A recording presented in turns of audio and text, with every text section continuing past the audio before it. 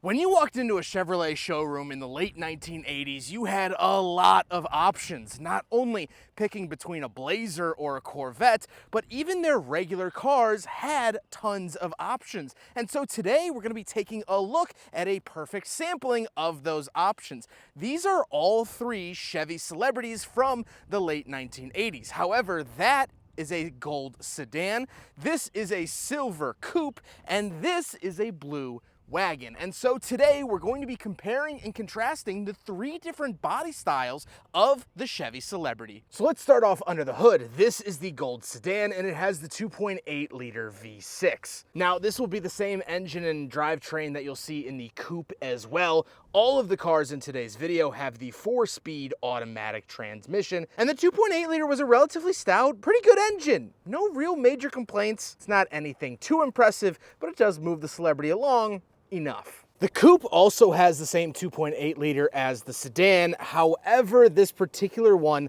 literally 5 minutes before I started recording, has gained a fuel leak. And so today we are not going to be having this vehicle participate in the drag race just due to safety concerns and preserving the vehicle. There is a small fuel leak at the back of the engine for some reason. So unfortunately, you're not going to see this car in the drag race, but same 2.8 liter found in the sedan. So really, we're not losing much. The station wagon is a different story for two reasons. First of all, it's the wagon. Second of all, it is the 1990 model, meaning it got the 3.1 liter. They only did it for the wagons and only did it for the 1990 model year. This made 10 more horsepower than the 2.8 liter, giving it 135 horsepower. So not a huge difference. We'll see if that comes out in the wash when it comes to our drag race, but this 3.8 liter would live well into the 90s in various GM products, but only for the Chevy Celebrity wagon here for 1990. Now, normally when I do my car comparison videos, I talk about the interior up front and the differences up there. Since these are all celebrities from basically the same era, they're all going to have essentially the same instruments, things like that. Not that interesting. Because we are talking about body styles, we're going to talk about the back seats and the trunk. So, I'm 5'11", not a small guy, and I do fit back here relatively okay. Getting in and out via the doors is easy. This is a sedan experience. My head is not hitting the ceiling. This, I wanted to be our base level. We get ashtrays, seat belts, all of that stuff. But now, let's hop into the wagon and see if we get a little bit more, even though it's the same wheelbase. The backseat of the wagon isn't really much different from the sedan, and I have to be honest, I'm a little disappointed. You have the longer roof line. I wish that they gave us more backseat space. However, the wheelbases of all three Celebrities in today's video are all the exact same. So on the floor, they are all identical, so you don't get any extra space for the wagon as opposed to the sedan. Now, it's still the same amount of space. It's fine, still have the ashtray, still have the comfy back seats, but there's no major advantage to the wagon, at least as of now. All right, this is the one that I've been dreading the most. And honestly, it's not as bad as I was expecting. It's not good. This is still not the place I would want to be, but because the wagon, coupe, and sedan all have the same wheelbase, built off the same platform, I actually do get space back here. Knees not hitting the seat in front of me, head's not hitting the ceiling. I could make it work. I would much rather prefer the sedan or the wagon. It's just more graceful getting in and out. I have my own door. I have my own window that I can roll down. And if the person in front of me doesn't want to let me out, I'm not getting out of this car. And so that is a huge downside of the coupe. Never been a huge fan of coupes, but here it is, the back of the Chevy Celebrity coupe. Around the back of the sedan, we have a pretty standard trunk. Nothing really of note here. It opens up normally, normal size, and that's pretty much it. Again, we're kind of using the sedan here today as our base level for comparison, so get a good idea. That's what the standard trunk of the sedan, the most popular body style, looks like. The coupe Celebrity is much like the sedan Celebrity. When you open up the trunk, nothing new here. This is the standard trunk that you would have gotten on either sedan or coupe, no major differences. So obviously the big benefit of the wagon is the wagon part. So there is a really cool thing back here. There is a turn dial right here, and when you open it to the left, it will open up just the glass, making it super easy to get stuff in and out of, or you can turn it to the right and it will open up the gate, and obviously you get a lot more space back there. This is a huge benefit to the station wagon over the sedan and the coupe.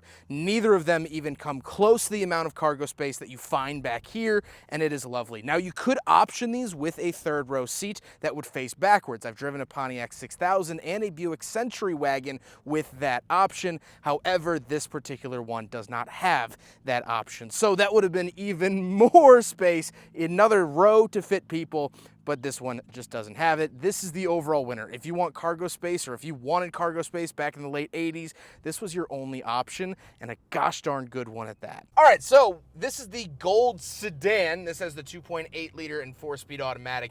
Now, from what I'm told, the 2.8 liter actually made a little bit more torque than the 3.1 liter. So this might be a slightly interesting drag race. So this is the 1990 wagon, and this is the only one that has a different engine from the other two. This is the 3.1 liter, which was only available in the wagon in 1990 for the Celebrity. It makes 10 more horsepower, but it's also a wagon, so technically it should be heavier. So we'll see what we get. Have to turn off AC for maximum power. Go. Tire spin. Lots of wheel spin.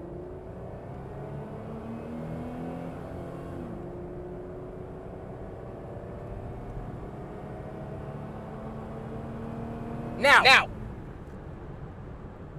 obviously, I don't know how that panned out until I edit the video, but they felt so gosh darn similar. If you're debating, oh, this car is clean, but it has the 2.8, this one's a little bit rattier, but it has the 3.1, go with the 2.8. You're not really gonna notice it in a straight line, at least. Driving them literally back to back, same day, same conditions, within an hour of each other, I don't notice any difference. Not bad. I definitely think that the automatic transmission is holding this vehicle back a little bit. It took a while to shift. It was not very happy to shift.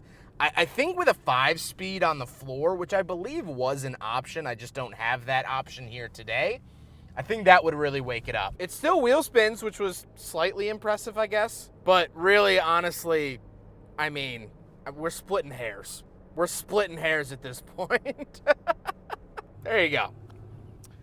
As I end all of my comparison videos, I'd like to propose a question. If you could have one of these 3 vehicles dropped off at your door with no mileage on them, which one would you pick? Although my heart says the wagon, this black tie edition sedan is so comfortable and so unique that I think I would take this one. I hope you guys enjoyed the video. Huge thank you to Ken and Jerry for letting me borrow their vehicles for today's comparison and giving you a proper slice of what was available for the Chevy Celebrity in the late 1980s. But don't forget to rate the video, comment on the video, and subscribe if you really liked it. Take care, guys.